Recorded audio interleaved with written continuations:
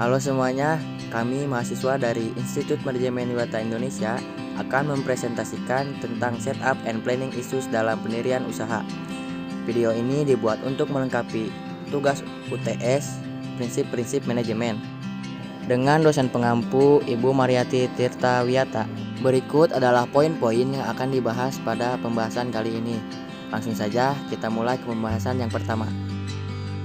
Nah, yang pertama adalah mengidentifikasi peluang lingkungan dan keunggulan kompetitif. Peluang merupakan sebuah tren positif untuk berinovasi dan menciptakan sebuah nilai.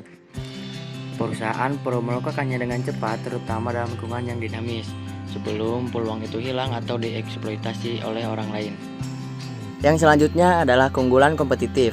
Keunggulan kompetitif adalah kemampuan perusahaan untuk memiliki kinerja yang lebih tinggi dan unggul daripada kompetitor lain. Ada 7 potensi peluang menurut Peter Drucker. Yang pertama, yang tidak terduga. Yang kedua, yang tidak sesuai. 3, kebutuhan proses. 4, struktur industri dan pasar. 5, demografi. 6, perubahan persepsi. Dan ke-7, pengetahuan baru. Langsung saja kita bahas materi tersebut satu persatu. Pertama, yang tidak terduga. Ketika situasi dan peristiwa tidak diantisipasi, peluang dapat ditemukan. Acara tersebut mungkin sukses yang tidak terduga dengan kata lain berita positif, atau kegagalan yang tidak terduga dengan kata lain berita buruk. Apapun itu, ini dapat memberikan peluang bagi pengusaha untuk dikejar. 2. Yang tidak sesuai. Ketika ada sesuatu yang tidak sesuai, itu menunjukkan inkonsistensi dan inkompatibilitas di jalan itu muncul. Hal-hal seharusnya dengan cara tertentu, tetapi sebenarnya tidak. Ketika kebijaksanaan konvensional tentang cara yang seharusnya menjadi tidak lagi berlaku untuk alasan apapun, peluang hadir. Pengusaha yang bersedia untuk berpikir di luar kotak, yaitu berpikir di luar pendekatan tradisional dan konvensional, mungkin menemukan kantong potensi keuntungan. Selanjutnya yaitu yang ketiga, kebutuhan proses. Apa yang terjadi jika teknologi tidak segera menghasilkan penemuan besar yang akan secara fundamental mengubah sifat dari beberapa produk atau layanan? Yang terjadi adalah munculnya kantong-kantong peluang wirausaha di berbagai tahapan proses. Seiring para peneliti dan teknisi terus berkarya untuk terobosan monumental. Karena lompatan penuh tidak mungkin, peluang berlimpah dalam langkah-langkah kecil.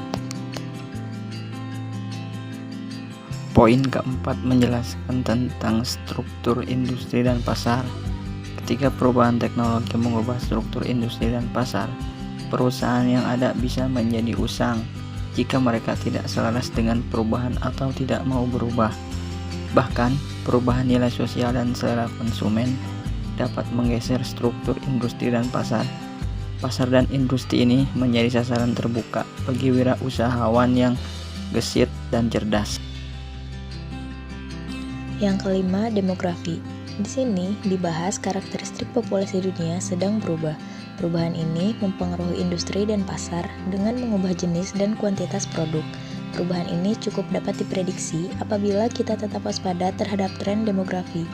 Peluang wirausaha dapat diwujudkan dengan mengantisipasi dan memenuhi kebutuhan masyarakat yang terus berubah. Dilanjut dengan perubahan persepsi. Persepsi yaitu pandangan seseorang tentang realitas. Ketika terjadi perubahan persepsi, faktanya tidak berbeda, tetapi maknanya berubah. Perubahan persepsi menjadi inti profil psikografis orang, apa yang mereka hargai, apa yang mereka yakini, dan apa yang mereka pedulikan. Yang ketujuh ada pengetahuan baru. Pengetahuan baru adalah sumber peluang wirausaha yang signifikan. Meskipun tidak semua inovasi berbasis pengetahuan itu penting, pengetahuan baru menempati peringkat yang cukup tinggi dalam daftar sumber peluang wirausaha. Namun, dibutuhkan lebih dari sekedar memiliki pengetahuan baru. Pengusaha harus mampu melakukan sesuatu dengan pengetahuan itu dan untuk melindungi informasi hak milik penting dari para pesaing. Nah, setelah kita mengetahui 7 potensi peluang menurut Peter Drucker, selanjutnya kita akan membahas materi meneliti kelayakan usaha dalam lingkup ide. meneliti kelayakan usaha dalam lingkup ide. Penting bagi wirausahawan untuk meneliti kelayakan tempat usaha dengan menghasilkan dan mengevaluasi ide bisnis. Usaha kewirausahaan berkembang pada ide. Menghasilkan ide adalah proses yang inovatif dan kreatif. Ini juga akan memakan waktu, tidak hanya di tahap awal usaha kewirausahaan, tetapi juga di sepanjang kehidupan bisnis. Nah, dari mana datangnya ide? Selanjutnya adalah menghasilkan ide. Apa yang harus dicari pengusaha saat mereka mengeksplorasi sumber-sumber ide ini?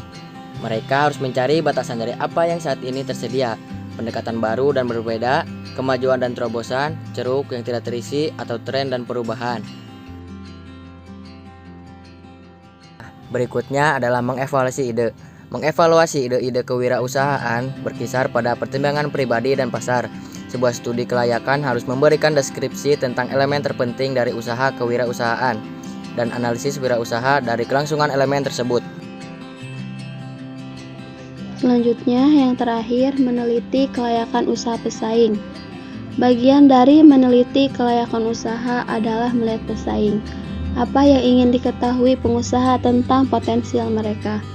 Bisa dengan membuat pertanyaan-pertanyaan seperti berikut. Yang pertama, jenis produk apa atau layanan apa yang ditawarkan pesaing? Yang kedua, apa karakteristik utama dari produk atau layanan ini? Yang ketiga, apa kekuatan dan kelemahan produk mereka? Yang keempat, bagaimana mereka menangani pemasaran, penetapan harga, dan distribusi? Yang kelima, seberapa besar dan menguntungkan para pesaing ini? Jadi intinya, mengidentifikasi pesaing dari segi produk, pemasaran, dan juga kelemahan atau kelebihan produk layanan yang ditawarkan pesaing tersebut. Mungkin hanya itu saja yang dapat kami sampaikan. Bila ada kesalahan penulisan atau pembacaan materi tadi, kami memohon maaf yang sebesar-besarnya. Terima kasih atas perhatiannya. Kami harap video ini dapat menambah ilmu kalian. Salam sinergi.